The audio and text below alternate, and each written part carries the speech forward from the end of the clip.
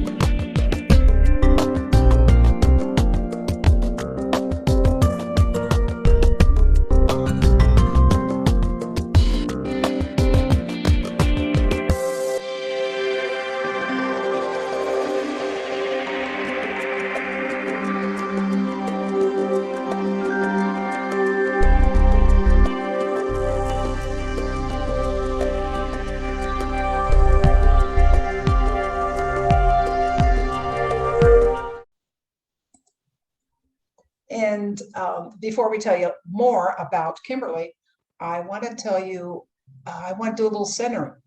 And it'll be a little different this time because we're going to do a musical, what's called a transformance. And this was done for World Unity Week by a Grammy Award-winning musical artist, Gary Malkin.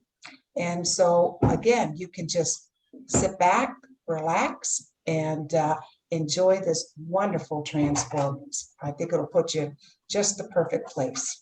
So hold on.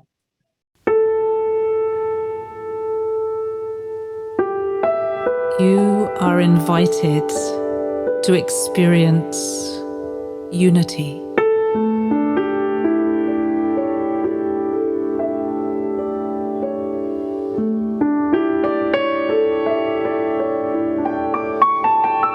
It's time to put aside the differences that divide us.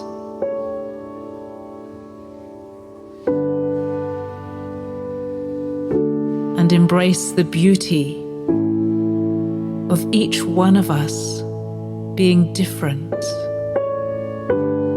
being unique, being ourselves.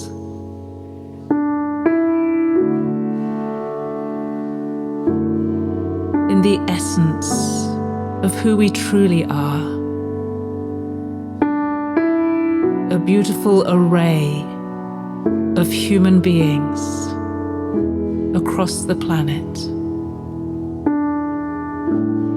So many different ways of being human. So let us get to know each other. Let's spend time with each other.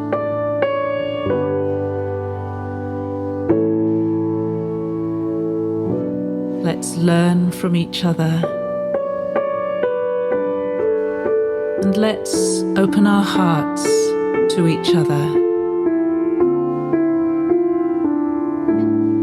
And let's find the unity that exists right in the middle of the richness of our diversity.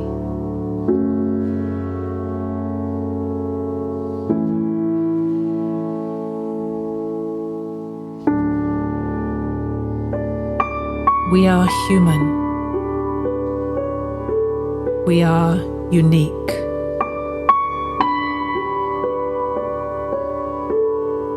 We are one.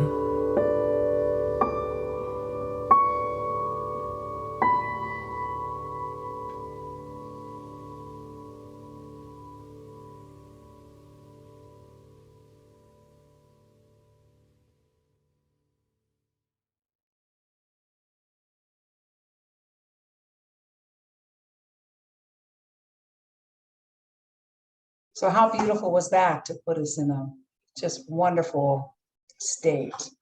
I just love that work by Gary. And it's hard to believe it was all spontaneously done by people in two different continents, one in LA and one in New Zealand. So that's what they call a transformance. So now we'll get to our wonderful conversationalist, Kimberly Clark Sharp. And first, I'd like to tell you something about Kimberly. She is, I first met her, she doesn't know, I met her through Netflix. And there is a series called Surviving Death. And the very first episode, Kimberly was leading a group in the Seattle area of people who had had near-death experiences. And I never realized that knowing that you've had a near-death experience and how that impacted your life, that so many people buried that. They didn't know how to handle it. It wasn't talked about in society. And in fact, our first co-creators convergence in 2013, we had someone at that event realize that, yeah, he had had a near life. That wasn't even our topic. And so it was the first time that he put the pieces together. Because why? Because there were other people in our gathering who also had near-death experiences. It was like this unbelievable percentage, like 25 or 30% of the people that were there realized they had had a near-death experience. So anyway, let me get back to some of the credentials for our dear Kimberly. And I'm going to call her Kim because it's shorter. Yeah, because she's a down-home type girl like me. So she is the author of a book, After the Life, The Spiritual Path to Purpose. And that was written in 1995. And she's founder of the Seattle International Association of Near-Death Experiencers, the oldest support group for people who have had a near-death experience. And that was what was in that Netflix episode. And she's been named one of the 40 most influential people under the age of 40 in the Pacific Northwest. And she's going to tell us how she ended up out there, because I don't think you were born there to the Pacific Northwest, but it's a wonderful story. She was also a very, you kind of like a creator. She founded the Department of Social Work for the world's first bone marrow transplant center. So she took her social work into a very unique specialty and has helped so many that way.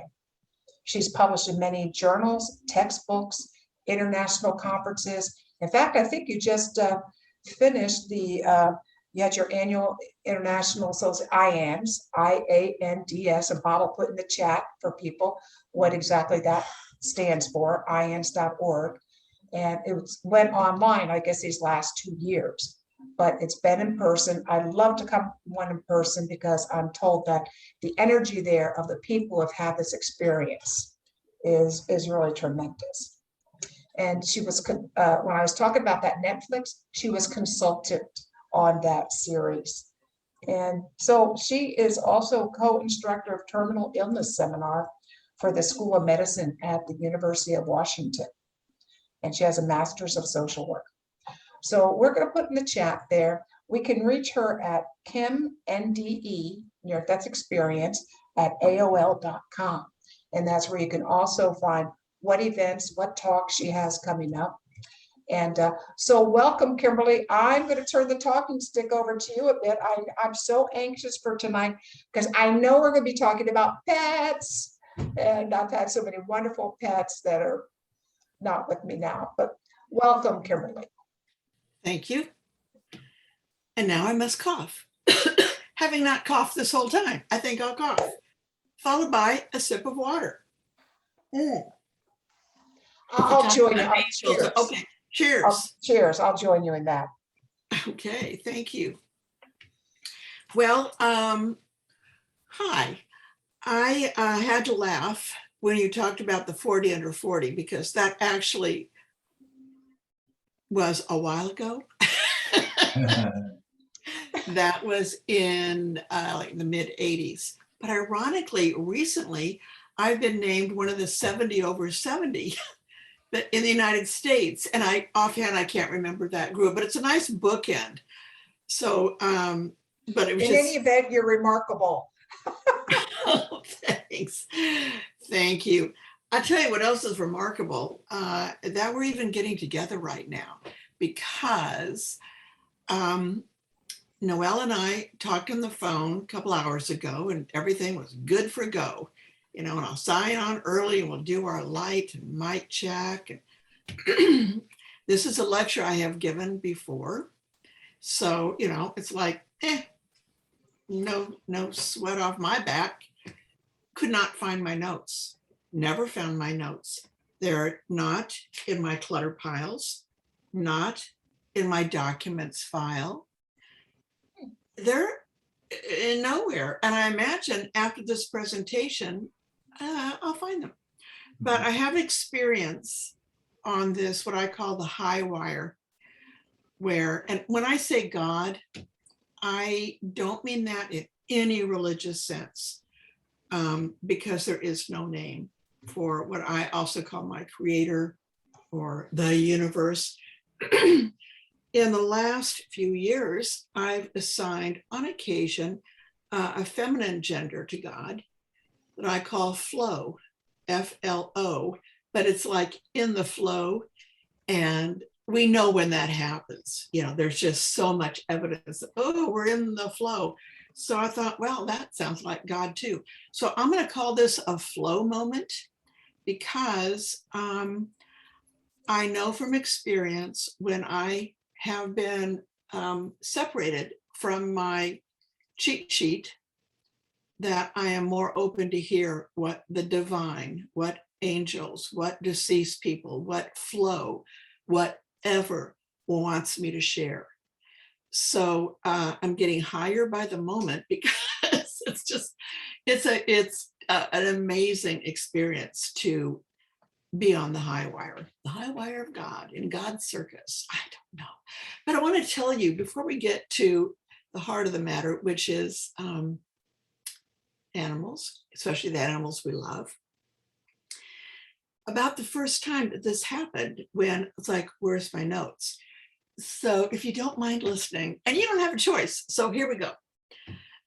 Back in the day, I was a young social worker, had gotten my master's degree, excuse me, at the University of Washington School of Social Work, got hired at a place called Harborview Medical Center, which then and now covers 1/4 of the landmass of the United States. And I worked on intensive care and coronary care.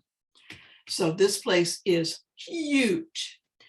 And I was there for a little over 10 years and developed a very strong reputation as being good in the field of death and dying. And since so many of my patients at that time were resuscitated as they were being admitted, there was a lot of action. The part 2 of that is that 911 was founded in Seattle, called Medic One, by Leonard Cobb and Chief Vickery from the Seattle Fire Department in the very end of the 60s.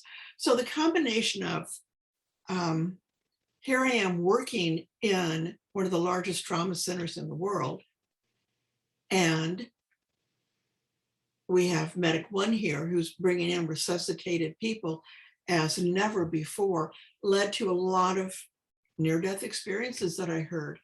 But it took a while before I even heard anything. My point is that, and we can circle back to this story if you want, just let me know. But one of the people that had a near-death experience was actually the very first NDE that I ever heard. And it was a woman who identified a tennis shoe on a ledge of this massive medical center. And she wanted someone to find the shoe, and I did. That shoe has become urban legend. And I have met people who have thought I was an urban legend as well, because if the shoe was, then so might be the finder of the shoe. Well, so I became rather well known, and it was the nurses that spread the story about the shoe on the ledge. And then I began to interview everyone who had been resuscitated. And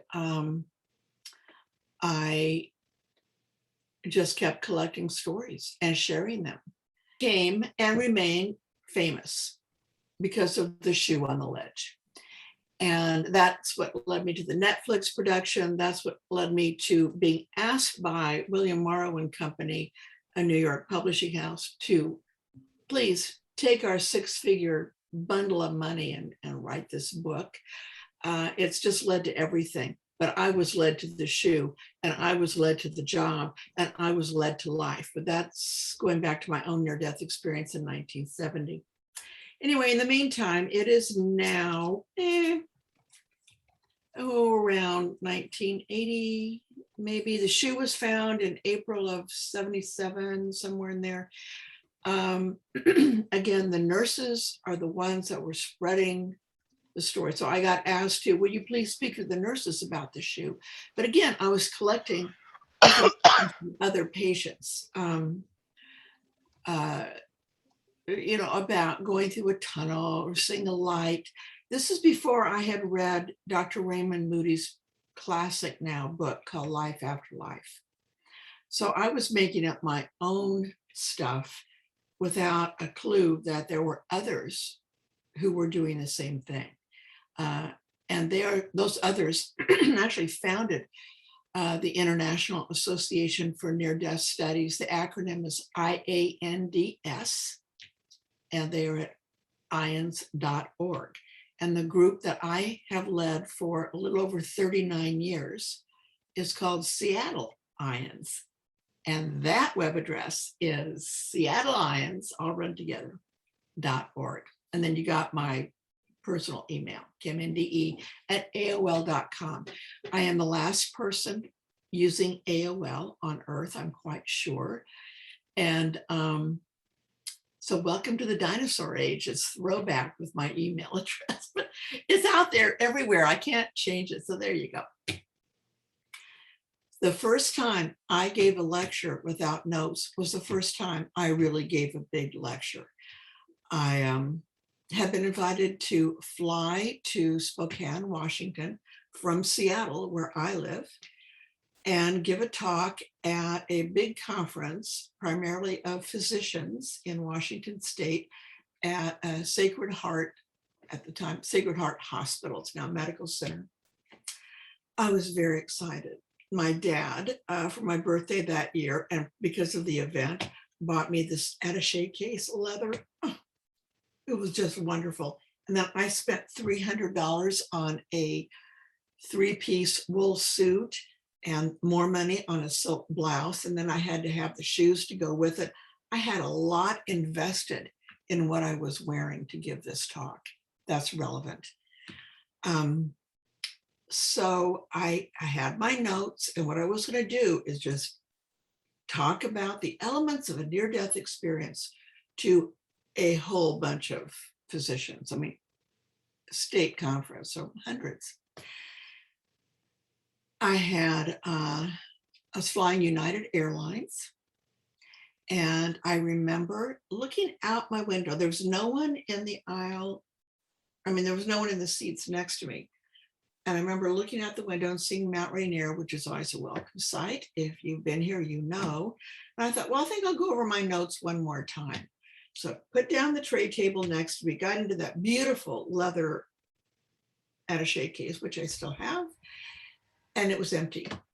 No, never, ever done anything without reference. And it was too late. So I remember I'm still looking at Mount Rainier going, can I jump? No, I don't have a parachute. I probably won't have a near-death experience. All these things going around my head. So I landed petrified. I was picked up. I was taken to the auditorium, which was a stage, more than an auditorium. It was like a theater. And I was backstage as the physician speaking ahead of me was just finishing up. And again, no notes. I had no idea what I was going to say at all. But by golly, I was going to save the suit. So I went into, there's a little private restroom that was area, and I was in there.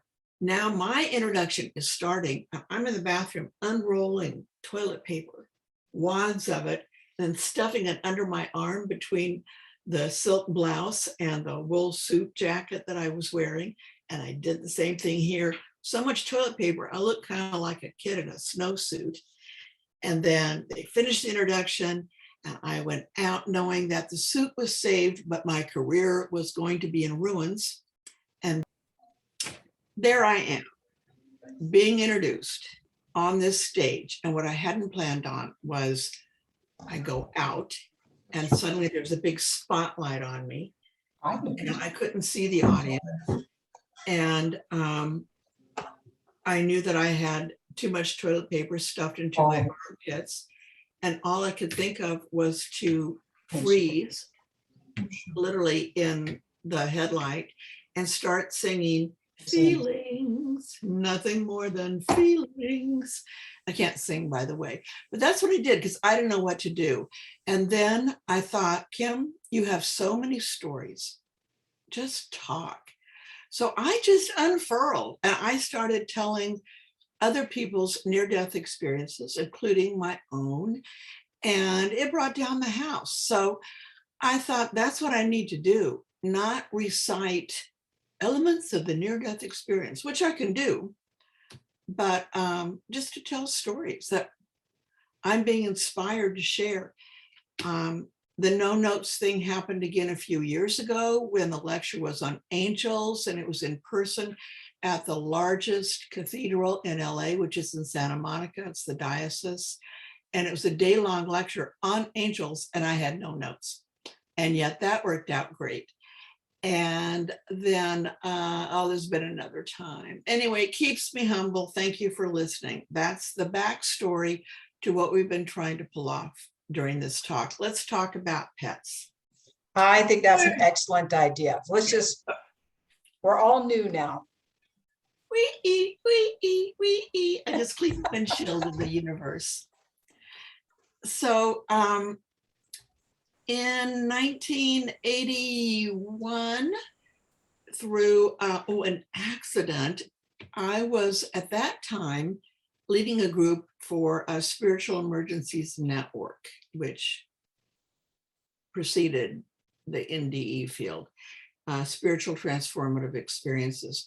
And we had booked a room downtown.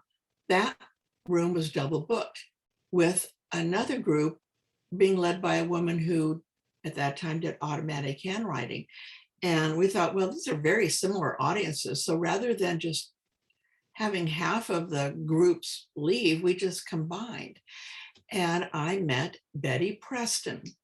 Betty Preston, rest in peace, though we co-founded Seattle Ions. But she had a near-death experience. It was the first time I'd heard about what I at that time called pets in the afterlife. But she corrected me and said, no, no, no. I saw animals beloved by people. And that's a difference. And she's right. So here's what happened to her. She had heart problems up the wazoo and was in open heart surgery at the University of Washington in Seattle. So her chest was open and things went awry, as they are sometimes going to do in surgeries. And her heart began to, air hit her heart, and her heart began to blow up like a balloon. It just expanded. And the surgeon had two choices: stab her in the heart with a scalpel, or just let her heart explode all over the OR in a million little pieces, and then she would be good and dead. But probably stabbed in the heart, she'd be good and dead anyway. So he went with a stabbing. She did survive, because I'm telling you the story, but she found herself immediately in a tunnel. But the tunnel was filled with animals. And again, I used to say pets, but then she would correct me. No, animals loved by people. There were horses and birds and dogs and cats and critters, but she knew they were loved by humans. She also wondered if she was in the wrong tunnel, and she made that joke. basically said to God, am I in the wrong tunnel? But she wasn't. She wound up on the other side and had a beautiful near-death experience. But I began to wonder about animals, because no one was reporting that at that time. In the meantime, I have now tried to recreate my cheat sheet and then some. So what I'm going to do is, again, let spirit kind of take over my thinking and share with you what usually means somebody out there needs or wants to hear. And the more this goes on, the weirder I get. I'm sensing that it's somebody who's had a recent loss of a pet, or is about to, like on Saturday. So you'll have to get back to somebody, but that's my take. So I'm sorry for your loss or for your impending loss. Most of the people that I've interviewed who have seen animals in their near-death experience, or animals in heaven, or animals in the afterlife, are people who are little. They're children. And I've had the privilege of interviewing many children while they were children. I've also interviewed many people who had childhood NDEs, near-death experiences. But out of the mouths of babes, I like that better. And kids make the best, kids make the best witnesses. Maggie, is that right? Cute. Kids make the best witnesses because they don't know anything. They haven't read books. They haven't watched movies or TV. They're getting up in the middle of the night worldwide and going, hey, I'm going to fall out of that tree tomorrow and break my neck. And wait till you hear what I'm going to tell the grown-ups about what happened. And come on, doesn't happen. So I love their little souls. The youngest person I've ever interviewed was a 3-year-old girl. And she was able to, though, find language. However, my approach to children, and I was part of a year-long study at our local children's hospital, where I also would interview children, but quickly figured out I needed to pack crayons. And I started with an 8-pack and I got up to 64. That still wasn't cutting it. Some of the kids would say, no, you don't have any of the colors that I saw. Sorry, I understand that, because I saw colors in my own NDE that didn't really exist on Earth. So I get that. But this 3-year-old could communicate verbally, even though she was also drawing. And I can't remember what brought her down, but I do remember her NDE. She found herself in a beautiful place. It was like trees and grass and gardens and other children and Jesus. She was not in Sunday school or a religious preschool or anything.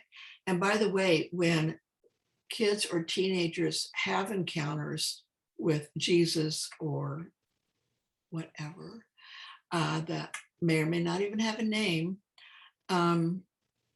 and their family doesn't believe in that stuff, it makes it very challenging to integrate and process.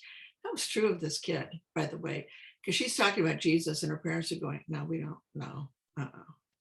But she was undeterred, and she proceeded to say that Jesus was sitting on like a big rock thing, reading to a whole bunch of children.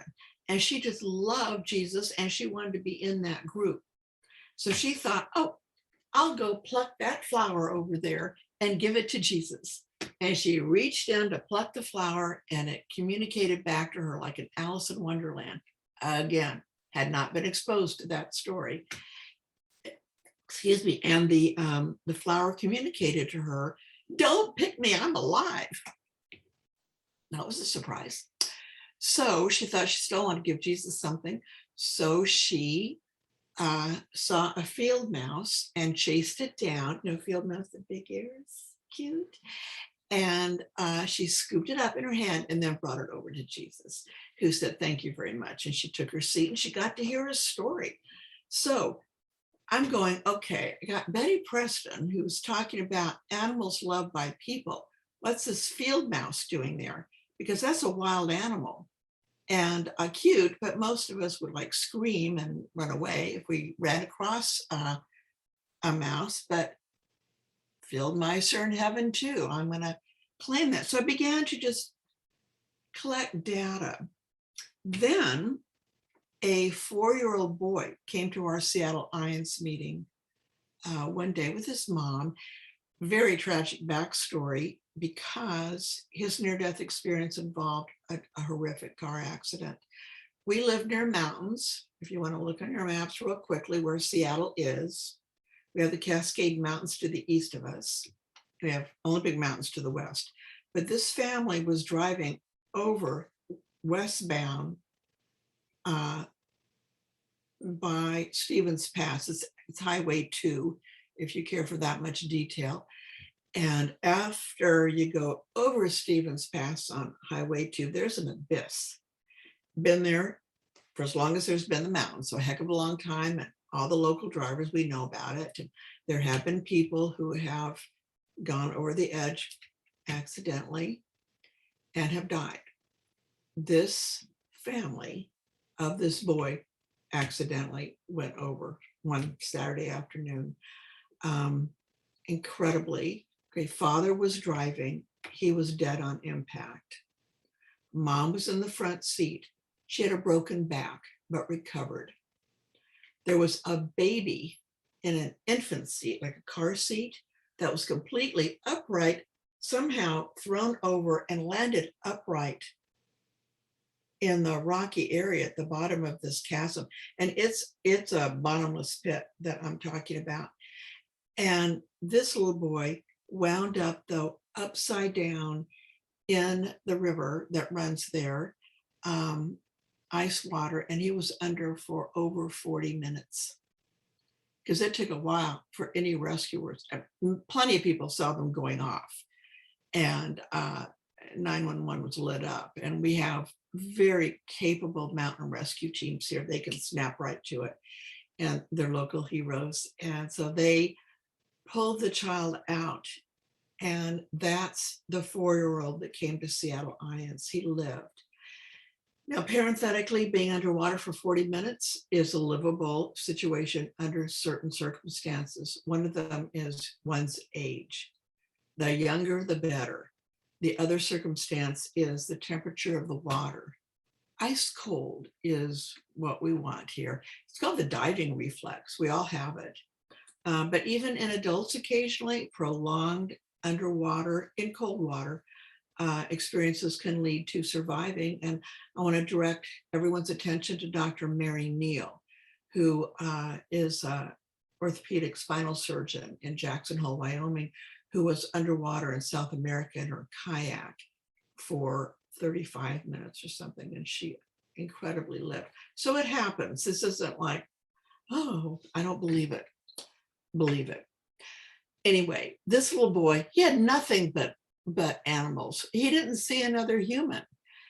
Other kids that I've talked to see somebody, grandma or grandpa or an angel, but this was exclusive animal time. And I had met with the mom, at least on the phone beforehand, and I always have my crayons, and we had paper. And so we just sat him in the middle of the room, and I asked him to draw the animals that he saw. And he was, 4, horse, well, we got that. And he was going through all of the animals, and it was dogs and cats and birds. And then he got to something that frustrated him so much. He was like, "Rrr." So I had to say, and I used to be a preschool teacher, so this is like, I'm in my element. So I said, "Well, tell me about why you're so frustrated." And he said, "Because I saw bees and I can't draw a bee head." And that's what was frustrating him. He could get the bee body. We got that little wig. He could not get the head. It drove him nuts. So headless bees, I'm not sure they're in the afterlife, but he did see heads. He just couldn't couldn't provide that much information. But that was really interesting. And he was just fine, by the way. He might as well have been having a cigarette while he was telling us. It's like, oh, you grown-ups, you just don't get it. And he's right. I don't think we really do all the time. Then more time passes. And by the way, I like to stick to what I know. And that means stories that I've heard directly to me, because then I know the people. And if I get it wrong, I have myself to blame.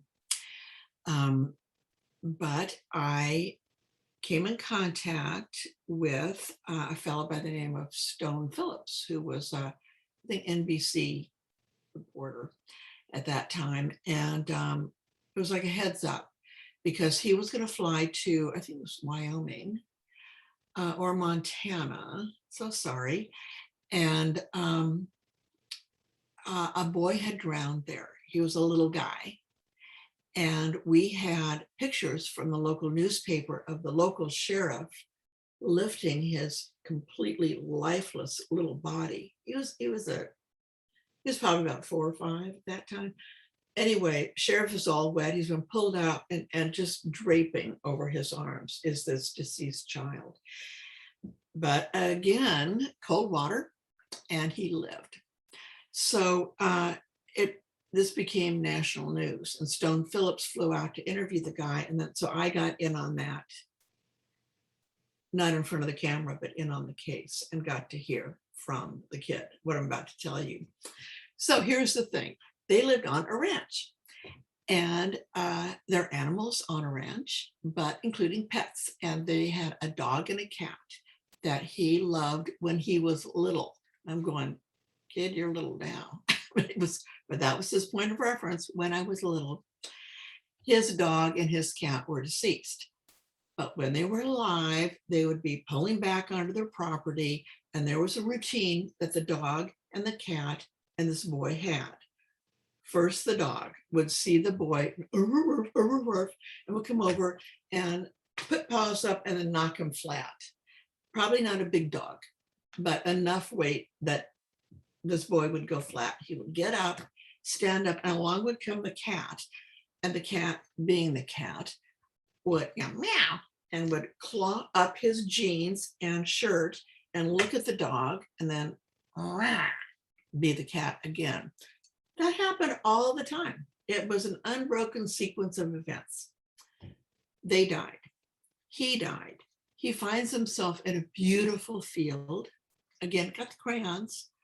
He could draw the field, but that was his environment. A skeptic could say, "Oh, pish posh." He lived around that kind of colors and agriculture. Don't care.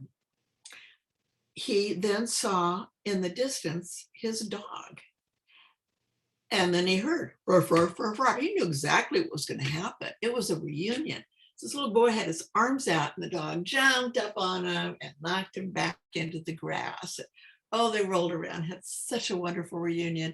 And then he got himself up, and all of a sudden, and here's the cat. Cat in heaven ain't gonna let that dog have a heavenly experience. No way is the cat gonna do that, because the cat is the cat. So he clawed his way up to his little boy's shoulder and then looked at the dog and so that was his experience. He at least all that I kind of remember, his reunion was with his dog and cat, which got me to think, why do so many children see animals when it's less likely that adults have a reunion? It happens, but I just personally, again, I could only talk about my own experience. Where are the grown-ups? So I figured out, and this is just a Kim hypothesis instead of a hypothesis, that little kids don't know a lot of dead people. Usually, for young ones, grandma and grandpa, aunts and uncles, brothers and sisters, and parents are usually quite alive and well. So who do they know to greet them on the other side? Their pets. And that would make sense, because of the people, for the most part, that I have interviewed, and by the way, it's countless, if you go back in time, I've been doing this since the late 70s. I've talked to a lot of people who've had a near-death experience at this point. And I forgot my point. I said that, and then I forgot where I was going with it. So my greater point is that kids, I know where I'm back. Most of the people I've talked to, when we die, we are greeted by something or beings or a scene or something that we're drawn to, that brings us comfort, that allows us to want to go there, unless we've got something else on our minds. I'm now thinking of things. I'm now wide open, by the way. And so that's why I'm kind of stuttering on things, because I have voices in my head right now. And I'm trying to, get to everybody's story, but okay, give me a moment. Anyway, we're greeted by something that usually helps us yearn to want to go further into what we call dying. But I'm thinking of a woman who had a twin sister, and her twin was calling her from a high cliff and begging her to come back. And the deceased twin begged to be allowed to come back, and was told by a guide, yeah, you can go back, but you got to climb that cliff. And she did. And it was rigorous and stressful, but nothing was going to stop her. So, but most people who have NDE don't like being sent back. It can be sad. It certainly can be confusing. And it can be aggravating if one is not believed or validated and supported. So then I just kept talking to people, and my reputation spread. So people began to come to me just because of this. So I met a teenager. This teen came to our Seattle IANS meeting. He had a rip-roaring near-death experience, by the way. How's our time? I may tell you the whole kit and caboodle. I'm being guided here. So I'm going to do that. His name's Seth. Yeah, go ahead. We started late. I'm Have just a delicious evening. Yeah, I'm just going to respond to what Please. Yeah. So anyway, Seth was born with terrible lungs, and was sick and sick and sick with one lung issue after another, and came the time when actually he, quote unquote, died. He couldn't breathe and passed away, among some other things that happened on the ground, which brought him back, like his body being found and parents calling 911. I mean, these kids aren't alone for the most part. Somebody's got their eye on them, hopefully. He found himself in a beautiful location. He was a teen, and at that time, not a fully grown human. Yet he said he was in the presence of an angel or his guide, who was huge, and to the point where Seth had to hold his arm up, his hand, to walk along. And he was walking along while the angel was pulling him along, because we're going to go yonder. And there were buildings made of light. The building blocks were entirely light, and they had interiors because they had doors. And so he figured that out, but he got immediately distracted because, my gosh, over there was his grandfather, one of his grandfathers, who was deceased. And the point in this tale about that is, well, twofold. One is that grandpa didn't have time for him, which I've heard before and since, like, hi, I'm so busy. I know you're here, but I got things to do right here. Well, that's what grandpa did. He was like, hey, kid, I see you, but he was reading to children under a tree, and he had things to do. He was busy. So Seth went by him, and grandpa said, see you later. I mean, it was like, okay. And then Seth was brought into one of the buildings of light. And if anyone knows Seth, and I get anything wrong, I'm apologizing to both Seth and his parents right now. This is the best of my recollection, even though I have published his story myself. So in this building, it was empty except for like a slab. And on the slab of light was a table of light.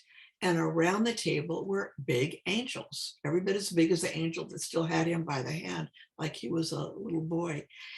And nothing scared him. It was like, okay, well, cool.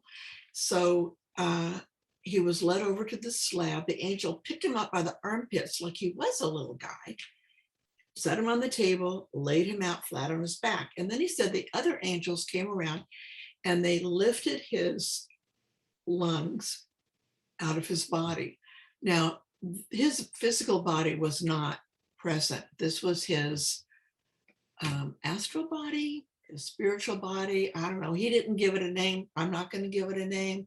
But yet it was a body that had substance because he was lifted. He felt the table. He knew he was lying back.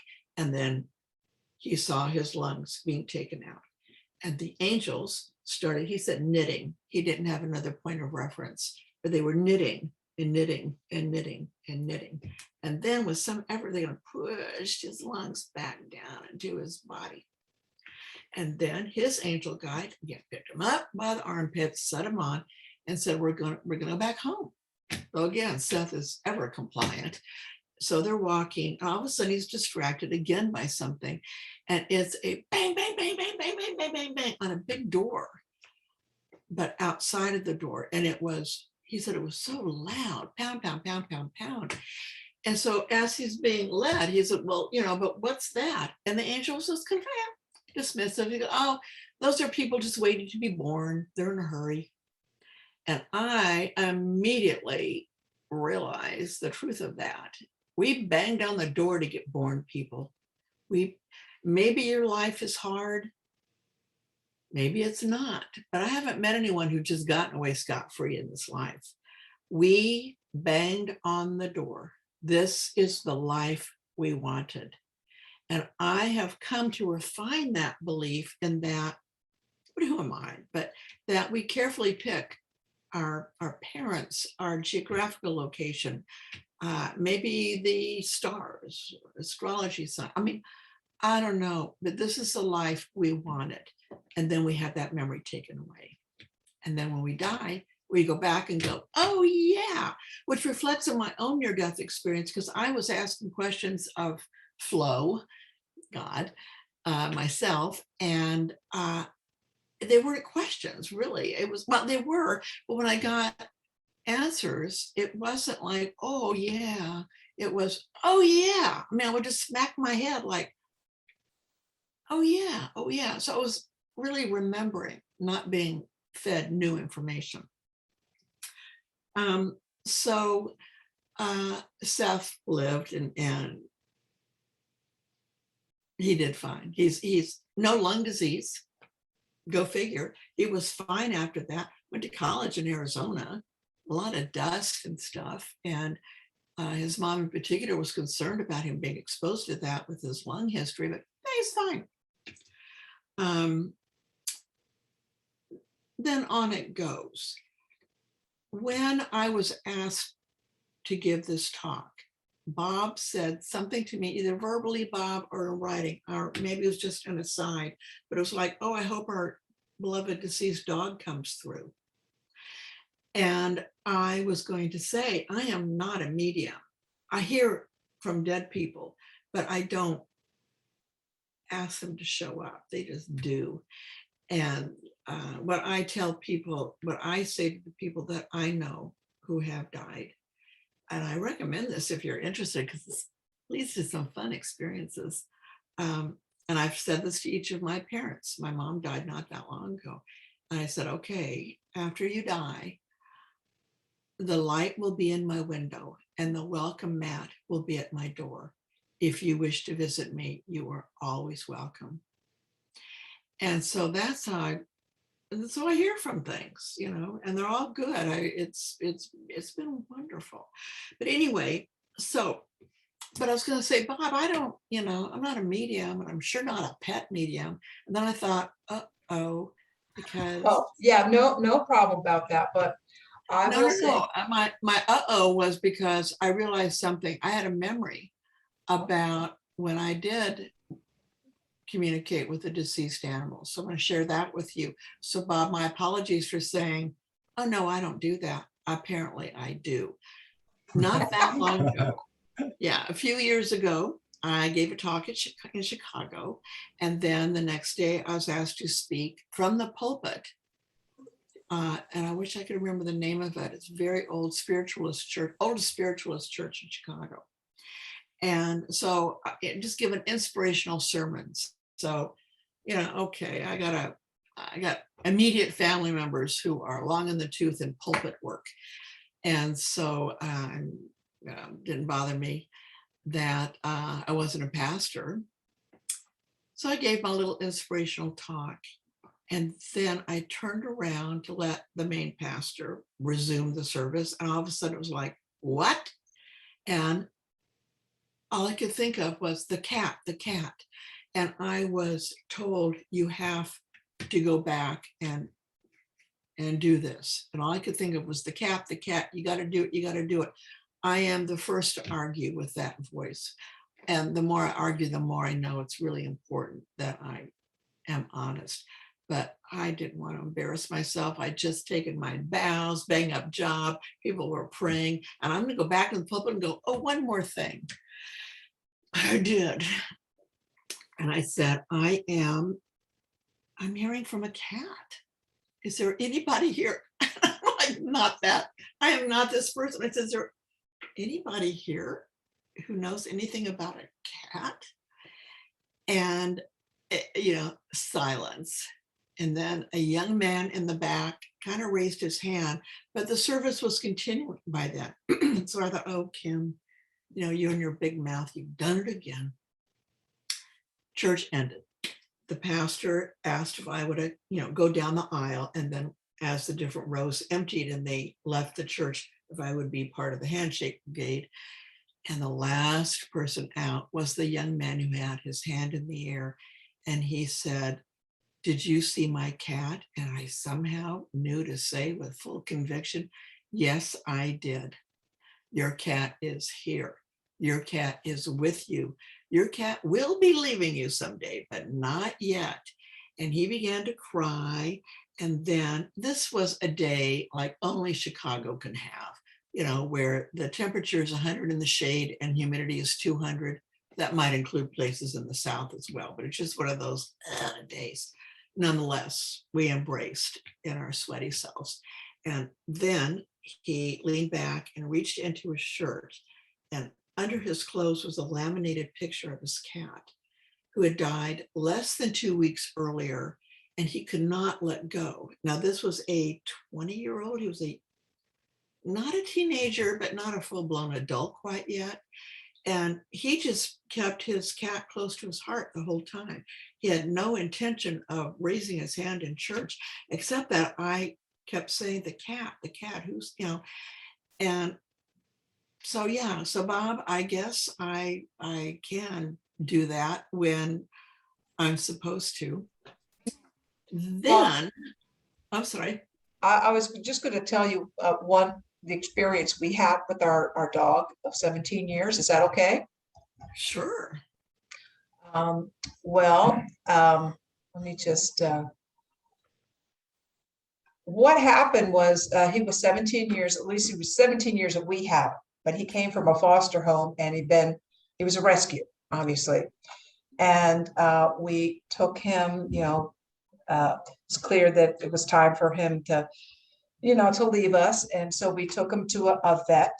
And what we were traveling at the time, because we traveled all the time for 10 years in our RV, but we are at a place at our daughter's home. And a vet had been recommended to us. You've seen that vet before. We went there. They did an absolutely horrible job. My dog was crying the whole time. They completely botched, it.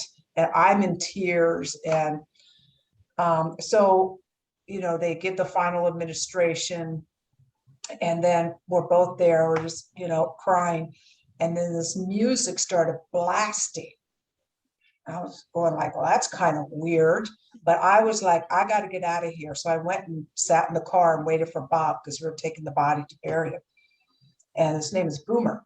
And so I said to Bob, I said, what was that music? I mean, go back and go find out what that music was. So he went back in there, and the vet and the vet tech acted like they didn't hear a damn thing. And the music was It was like the blaring music came over blaring. the speaker system or the music or whatever in the room. And it was Randy Travis, I'm gonna love you forever and forever, forever and ever, amen. And What? then, I mean, so then I thought, okay, then we had to drive where we were gonna bury him was about an hour away. So we listened to music, and I wrote up a little story because it was just like everything that happened from that point on was the soundtracks were like crazy. Everything was about love and I'm always with you. And it was like he was sending us a soundtrack. Now, does that sound ridiculous? No, I've had the experience myself, except I was the person in the car alone and it was the radio. But yeah, exactly, where there's no accounting and every lyric is perfect and you haven't controlled what you're about to hear. Here's some of them Bob just pointed out. One was Be Happy. One is You Are Never Alone. And another one was Free Bird. And that was after the Randy Travis, that was all. And I just wrote those when we got home. I couldn't remember all the songs. It was like we were serenaded with all this love. Wow. Yeah. Wow. He was a great dog. A lot of people knew him because we traveled for 10 years all over the country. So he had his own following, we'll say. So And his name? Boomer. Boomer. You said that and I forgot. Yeah. Boomer came with that name. And he was our third rescue dog, never named any until our one that we just got that you saw. And so anyway, I just thought I'd interject that. So we felt like he was really communicating with us, but that's, Oh, but no, anyway. I would completely agree with that. That's too random to be anything else. Yeah. I'm going to jump in and tell you not a pet story, but turn it back to you. I'm finishing. Oh, no. I'm going to put a layer on that. So I was in deep grief in 1980. I was engaged and he died in a very freak accident. But and then I just went off the deep end in my grief. I mean, I was inconsolable. If you're engaged, it's a real romantic time. Now, by the way, I'm happily married and a mom, and my Mr. Right is like almost 40 years under my belt. So I'm not going to diminish that. I mean, that was my mate. But this fellow's name was George. When he died, though, I was inconsolable. And I was, this is in After the Light, the book I wrote. So there's a lot of other pet stories that I haven't mentioned because I don't have a book right here. So I can't even consult myself. So if you want, After the Light is probably in your local library and it's on Kindle and paperback and book on tape and hardback and in the Library of Congress in Washington, D.C. It was a real book, in other words. I mean, I had a real agent, a real publishing house, a real book tour and all that. Anyway, but in my deep grief and shock, I was in my car and the last thing I remember is driving. And then much later, I'm in my car still on the side of the road, the engine's going, but I have no memory of what happened. I thought, where have I been? But my grief was lifted. Whatever. And it was, according to my housemate, I was gone for 3 hours. According to my brain, I was gone for 3 seconds. So, and I have no idea to this day what happened, but my grief was lifted. And then the radio, which probably had been on, I don't, what do I know? But there came a series of songs that I listened to like you did, just going, and then I had to write them down. And they were sung by Kansas, Dust in the Wind, That was the first one. Then there was Stairway to Heaven by the Grateful Dead. And then there was what I call my funeral song, which is when you die and you go to the best, I'm gonna do da da da. The Netflix show, the episode 1 that I'm on begins with this song, Green Bomb, and we all know it. It's a good old rock and roll song. When I die and I go to my rest, I know that I'm gonna do. Come on, listeners, give me that. Name that tune. But Come on, anyway, Bob knows it. yeah, well, And I die and yeah. And that was also so random, and all 3 fit. And then I thought, okay. Norman Greenbaum. Thank you. Thank you. It's a great song. But I thought, okay, that'll be my funeral song. Thank you, Bob. And off we went. So I do get that. And I do think it came from George. Spirit in the Sky. Someone representing Spirit in the Sky. Yeah, baby. Thank you. So I invite people. You don't have to go out and buy my book. It is available for free, or contact me and I'll read you selected chapters, whatever. But I've got tons of stories like that and more stories about animals in that book. And if I should read my own book again. I also, are there any questions or anything? I've been just chatting on. I think it's been great. I love your chat. I like that idea you were talking about the children not really being able to relate to adults on the other side, but to their animals. That's interesting. What about, so is it common then for adults to be reunited like that as well? Yeah, it happens. It's not as common. Again, I only know my experience, but of adult stories involving pets, and I have published them. And yet those notes, for those of you who are coming in late, can't find them anywhere on my computer, on my desk, in my office. Not meant to be. In fact, I want people to remember 2 things about what I've been saying. One is that we bang on the door to get born. I mean, that's important. And the other is what I'm about to tell you. An adult woman that I interviewed in her near-death experience, she was with like an angel guide, and I'm going to quote her because she said she saw all these animals milling about. And that's the quote. The animals were milling about.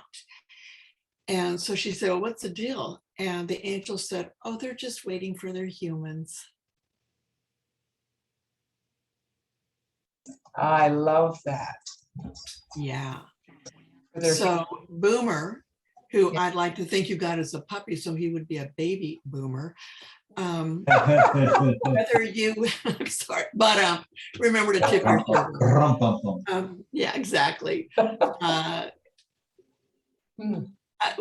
So if you don't hear from Boomer, or any listeners you're not hearing from your beloved animals, small matter. They're waiting for us. And I'm talking about fins and feathers and everything. Oh, fish. Oh, goldfish. One of the kids told me, see, now I'm remembering things. One of the kids told me about, he had a reunion with his goldfish. There were plenty of them. And I thought, oh, thunk, I'm in trouble. How many goldfish did I, didn't mean to flush it down the toilet, Mom. I thought it was dead, or the spiders that I've killed, or those little dime turtles that we used to have when I was a kid anyway, little plastic lagoons with a plastic palm tree. I couldn't keep those things alive for life. I mean, are they going to be waiting for me on the other side, and they're going to be ticked off? So that's what I thought when I heard about the goldfish. I thought, oh no, I know too much about goldfish death. Well, I do have a question. What is like your most unusual animal? I mean, yeah, I would say. Go ahead. Yeah, no, I would say the field mouse.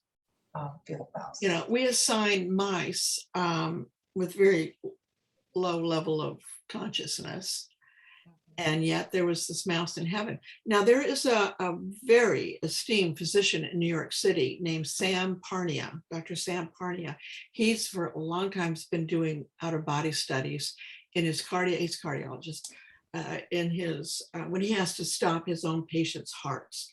And he's had things like that can't be seen. We get back to the shoe on the ledge. This is what started that.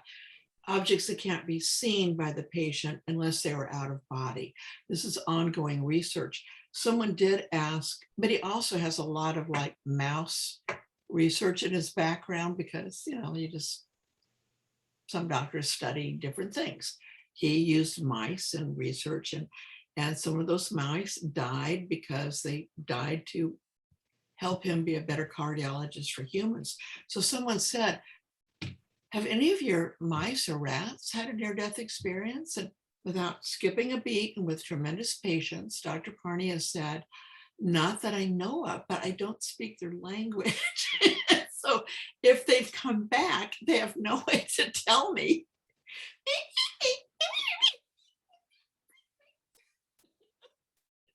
So, yeah, so we don't know, and I don't even know if we're being broadcast now, but it still says recording.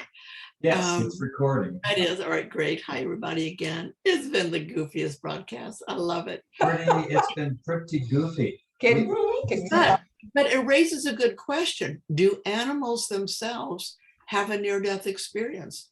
Are they greeted? We know from Betty Preston that they're in the tunnel. Mm-hmm. I mean, like in mass in the tunnel.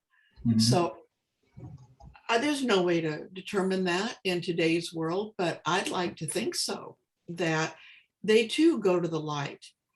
They will be on the other side waiting for us. We love them and they love us. We are their humans. It might even be a wild bird. You know, the one teenager, Seth, I told you about how the birds were flying around. Well, somebody liked those birds and there they were. So I don't know. Well, Bob would like to share an experience with his sister. His sister's deceased now maybe 20 years. Bob, you want to turn on your video and join us here? Okay. Our newest pet is 5 months old, little dog you saw, and she's demanding a lot of attention right now. So that's why I figure a puppy demanding attention. I don't get it.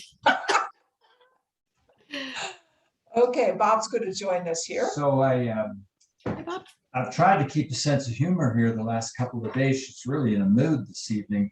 I've been telling people that I'm attending Canine University, and I've taken 2 courses. One is Patience 101, and the other one is Curiosity 101 from Professor Magi, our 4-legged.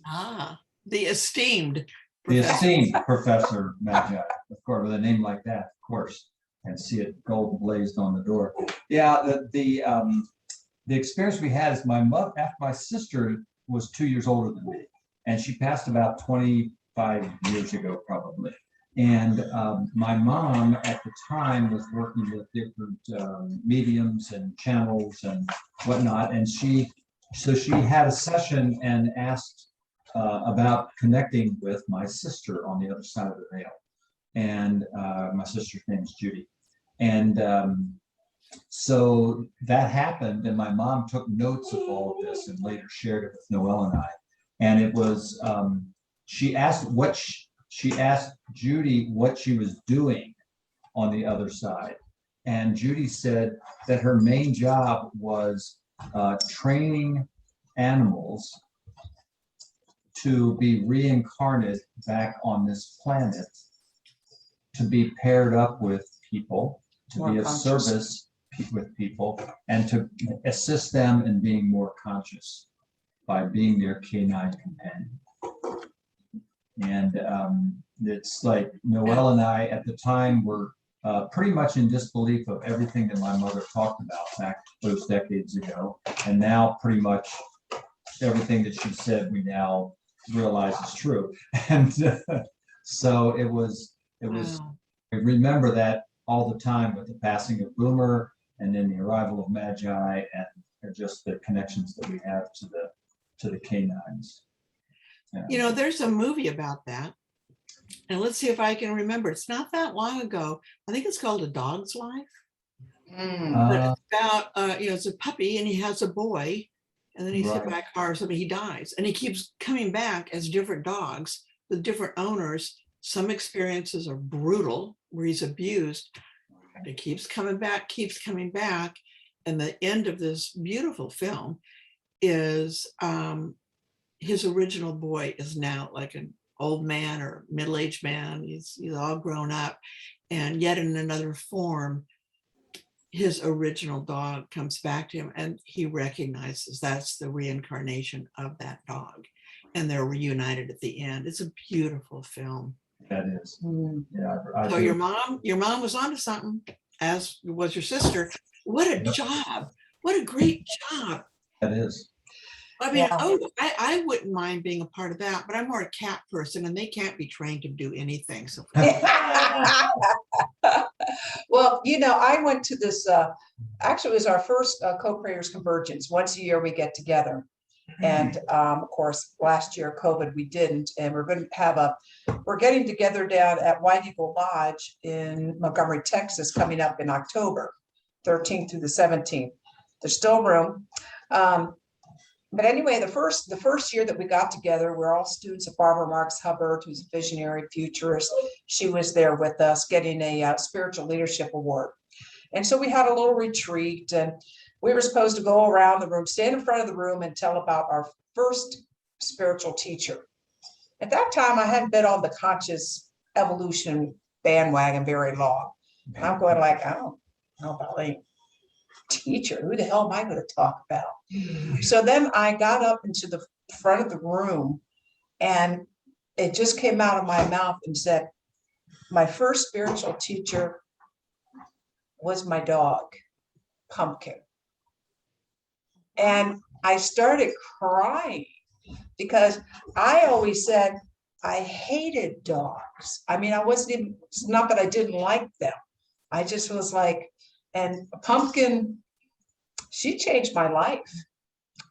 She was a stray and she was in the middle of the road and I had you know, it was rainy. I had to slam on my brakes to get around her. Then I got so pissed. I stopped the car, got out I'm going to tell you the truth, to kick the dog for, you know, causing me that much. And I could see her, she was there just kind of shivering and it was dry underneath of her. And so I went, oh, this dog is sick. So I took her, you know, took her in and then took her to a vet, found out, yeah, she indeed had parasites inside and out. So got her well, but I did not want a dog. So I took her to this vet and I happened to mention that I was taking flying lessons at the time. And so this vet who didn't know me from Adam, because I'd never been there before, I didn't have any dogs or cats. She said, you know what? This dog likes to go flying. And so she says, yeah, I think this dog likes to fly. And so, you know, the next thing I know, you know, I'm taking the dog in and the dog went on every flying lesson I had since that time. But she taught me so much, you know, that I truly feel like she changed something in my heart. I'll just have to say that. So I wonder, and this is just a wonder, okay, we bang on the door to get born. Let's go back to that. Do animals, are they banging on the door?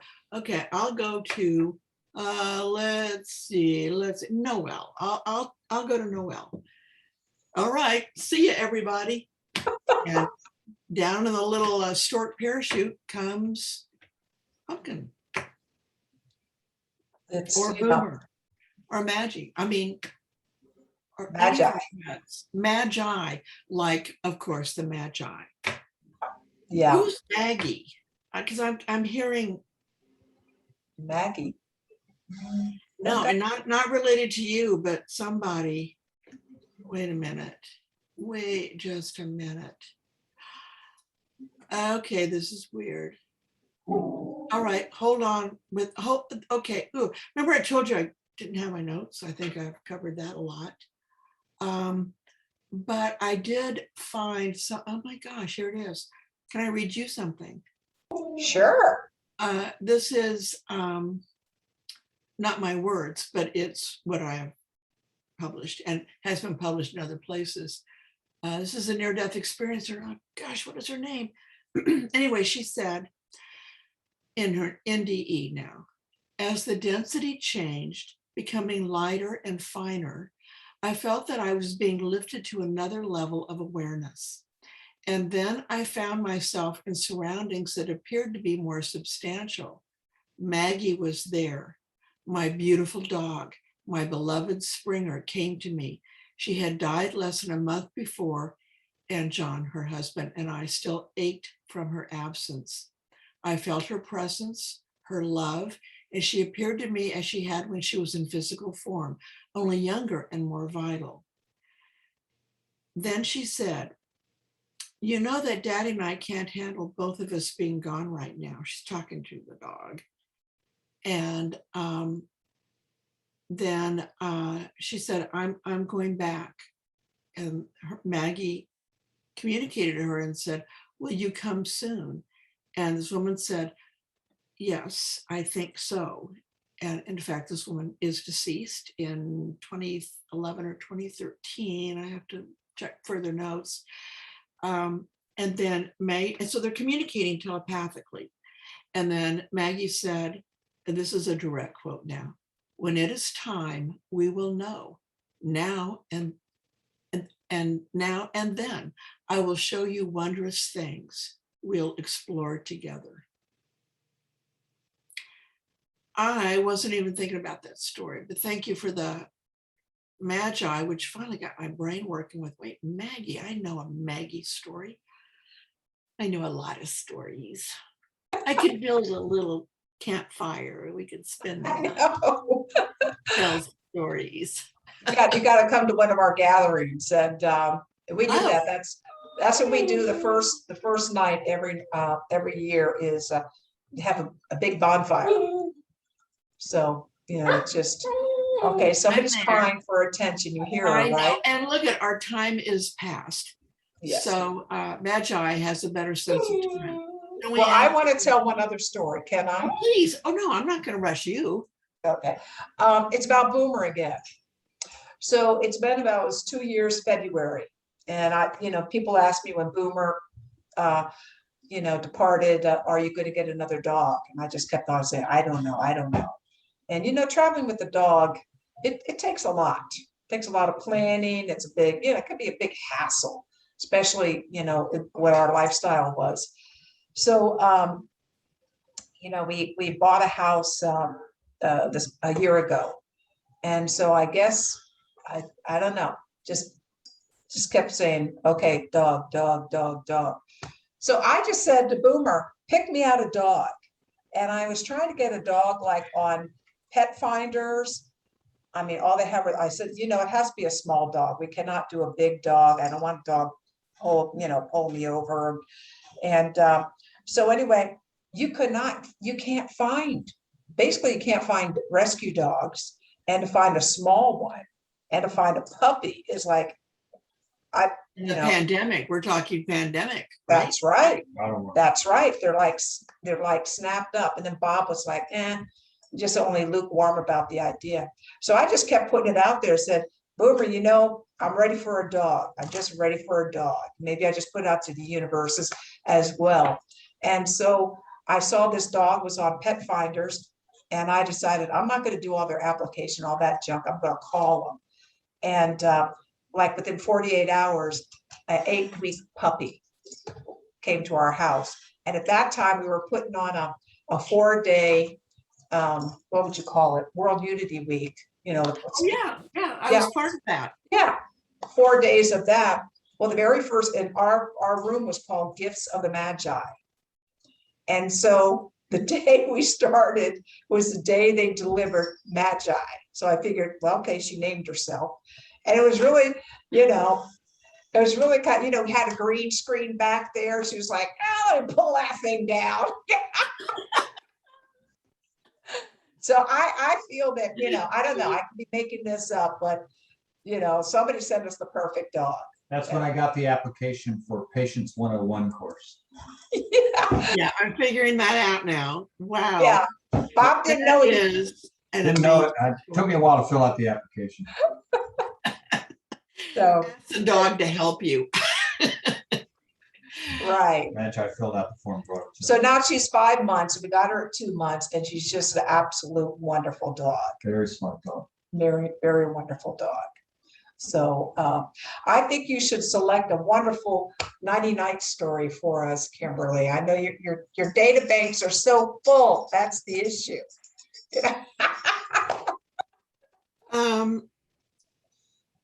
Okay, this is going to open more questions than answer.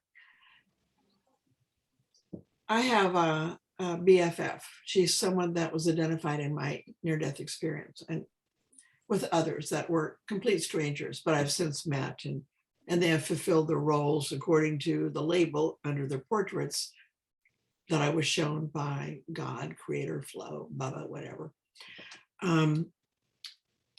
She had, I'm going to be identifying her too much. I don't want to do that. Let's just say she had cancer and survived and decided she was going to chuck her life for a while, just hit the road. And when she had a highfalutin job, went on leave of absence, and just got in her car and started driving and drove. Well, finally came time for her to head back to Seattle. She did have responsibilities like bills and that job and all that. And she was in Wyoming, and there was I'd say a German Shepherd or German Shepherd mix, but a puppy in the middle of the highway. And this was off-road. It wasn't on a freeway, it was a highway. So 2-lane, and the dog was in the middle. And my friend could see on approach that the trucks and the faster automobiles going by would actually sway this dog in the wash of, all that energy going by at high speeds.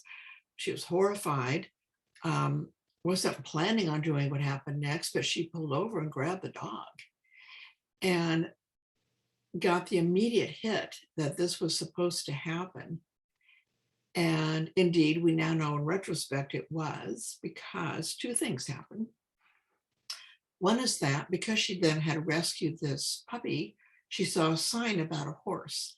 And that was a turning point for her. She became a horsewoman and a trainer. And I mean, she had a whole bunch of things that are still in place going on that would not have happened in her life had she not stopped to pick up this little puppy.